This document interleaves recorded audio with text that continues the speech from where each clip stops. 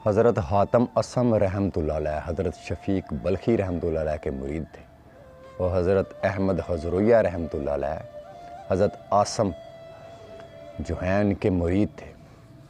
हज़रत जुनैद बगदादी रहमतुल्लाह अलैह फरमाते हैं कि हज़रत हातम असम रहमतुल्लाह अलैह हमारे दौर के सिद्दीक़ैन में से हैं। और आपने लोगों से मुखातब होकर फरमाया, हज़रत जुनैद बगदादी सरकार ने, कि अगर अहले दुनिया तुमसे ये पूछें कि हातम असम रहमतुल्लाह अलैह से तुमने क्या सीखा, तो कहना हमने उनसे ना इल्म सीखा है और ना हिकमत सीखी है। ये कभी मत कहना कि हमने उनसे इल्म सीखा और हिकमत सीखी है, बल्कि ये कहना कि हमने उनसे सिर्फ दो चीज़ें सीखी हैं। एक ये कि जो नेमत अल्लाह ने तुमको अता की है उस पर खुश रहना और राज़ी रहना, और जो नेमत जो चीज़ तुम्हारे कब्ज़ा में नहीं है कभी भी उसकी आरज़ू और हसरत ना करना। हज़रत हातम असम रहमतुल्लाह अलैह सरकार के पास एक दफ़ा एक ख़ातून आई तो अपना कोई मसला बयान कर रही थी। तो इस दौरान उस औरत की जो है वो हवा खारिज हो गई। तो हज़रत हातम असम रहमतुल्लाह अलैह ने इस ख्याल से कि उसकी तज़लील ना हो, उसकी पर्दादारी रखने के लिए आपने उस औरत को फरमाया कि अपने मसले को ज़रा बुलंद आवाज़ में बयान करो, क्योंकि मैं कानों से बह रहा हूँ, मुझे सुनाई नहीं देता।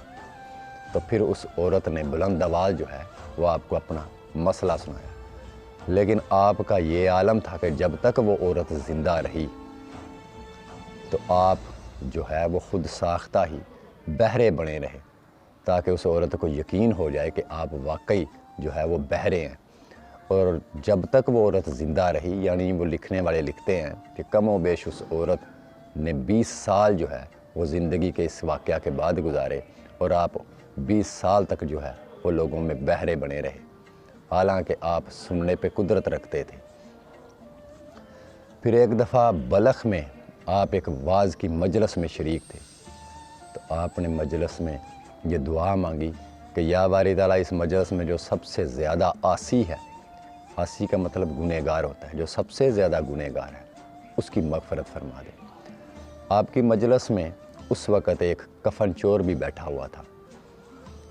तो मजलिस जब बर्खास्त हुई तो रात को फिर वही शख्स जो था, वो जो चोर था, कफन चोर, वो रात को उसने एक कब्र को खोदा और उसमें कफन चोरी करने लगा।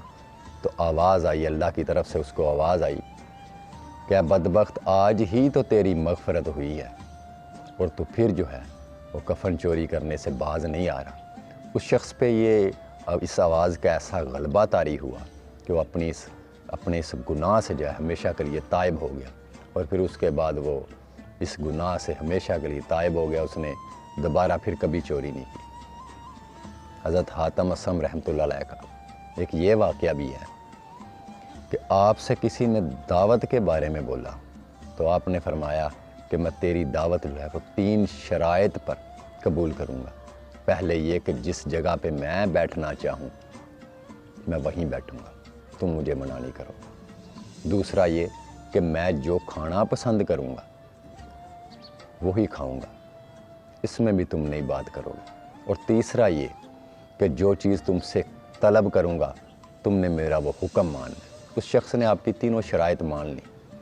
बिल्लाखिर आप उसकी दावत पे चले गए, और जहाँ उस शख्स के पास जाके आप उसके घर में, तो आप जूतों पे जाके बैठ गए। तो फिर अपने ही पास मौजूद जो 2 रोटियां थी वो निकाल कर खाना शुरू कर दी। फिर इसके बाद उस शख्स को बोला कि यहाँ सहन में आग जलाओ और उसके ऊपर तवा रखो। तो उस शख्स ने ऐसा ही किया। जब वो तवा आग से गर्म हो गया तो आप नंगे पांव तवे के ऊपर खड़े हो गए। तो सब लोगों से मुखातब होकर कहने लगे कि मैंने 2 रोटियां खाई हैं, तो आप लोगों में से कोई है ऐसा जिसने आज तक जो किया इस तवे पे खड़े होकर वो सारा हिसाब दे। तो तमाम लोगों ने एक ही बात कही कि हम ये करने पे कुदरत नहीं रखते, हम इससे माजरत चाहते हैं। तो आपने फिर कुरान करीम की आयत तलावत फरमाई, जिसका मफ़हूम और तशरीह ये थी कि बरोज़ हशर आपसे तमाम हिसाब की बाज़ पुरस होगी। तो आप फरमाने लगे कि जब महशर के मैदान में सारी ज़मीन जो है वो सुरख होगी, तो फिर वहाँ खड़े हो कि तुम कैसे अल्लाह को सारा हिसाब दोगे।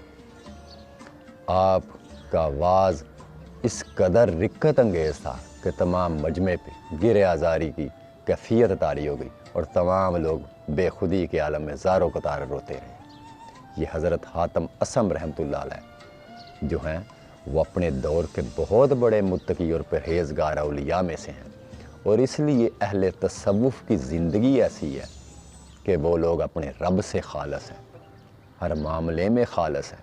कोई आरज़ू कोई ख्वाहिश जो है उन्होंने नफ्स की ताबियादारी नहीं की, बल्कि नफ्स को खुद अपनी ताबियादारी के अंदर उन्होंने ग़ुलाम बना के अल्लाह की बंदगी की तरफ उनको राग़ब किया और माइल किया। तो इसलिए अहले तसव्वुफ़ को वो दर्जात, वो मुकाम, वो मर्तबा हासिल है कि वो लोग दर हकीकत सिदक के साथ अल्लाह के हजूर हैं। और इसीलिए जब उन लोगों ने अपनी आरज़ू को अल्लाह की आरज़ू में फ़ना कर दिया तो दर हकीकत वो दो आरज़ुओं से निकल के एक आरज़ू में जम हो गए। अब अल्लाह की रज़ा और उनकी रज़ा में फ़र्क नहीं है। इसी दर्जे की वजह से उन्होंने अगर कोई भी चीज़ फरमा दी तो ऐन वो चीज़ हो गई, क्योंकि उनकी अपनी रज़ा किसी मामले में अपनी रज़ा शामिल नहीं थी। और यही वो लोग हैं जो अल्लाह के इनाम याफ्ता लोग हैं, जिन पे अल्लाह ने अपना फ़ज़ल फरमाया है। और वो रोज़े महशर जन्नती लोग भी इन लोगों के मुकामात पर रश्क करेंगे।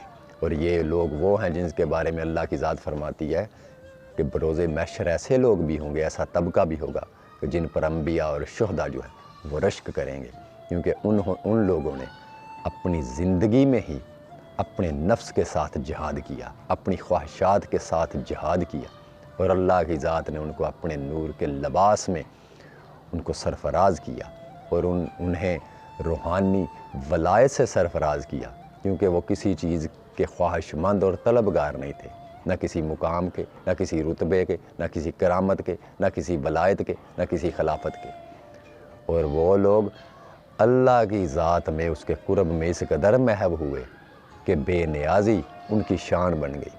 वो अल्लाह की ज़ात में महब हो गए, ख़ुद बेनियाज हो गए। तो बेनियाजी ही दर हकीकत जो है ये असल में सरदारी है। इसी तरह एक बुज़ुर्ग हैं कि वो बेनियाजी की सिफ़त के बारे में मैं मिसाल देने लगा हूँ। एक बुज़ुर्ग थे, तो वो गुज़र रहे थे, तो रास्ते में एक बादशाह की जो थी सवारी वो गुज़र रही थी। तो बादशाह ने उस फ़कीर को मुखातब करके बोला, क्या दरवेश अगर कोई तेरी ख्वाहिश है तो बताओ, तेरी मैं ख्वाहिश पूरी करूँगा। तो उस दरवेश ने बादशाह को मुखातब करके फ़रमाया कि मैं अपने ग़ुलामों के ग़ुलाम से कभी कोई अपनी हाजत जो है वो तलब नहीं करता। तो बादशाह ने बोला कि मैं तुम्हारी बात समझ नहीं सका। तो आपने फरमाया कि हिरस और तमा जो है तुम इसके ग़ुलाम हो और हिरस और तमा मेरे ग़ुलाम है, तो मैं अपने ग़ुलामों के ग़ुलाम से कभी सवाल नहीं करता। तो जिन लोगों ने अपने आप को अल्लाह के लिए खालस कर दिया, वो रिज़्क़ की कैद से जो है दुनिया की जो है हिर्स व हवस से वो आज़ाद हो गए।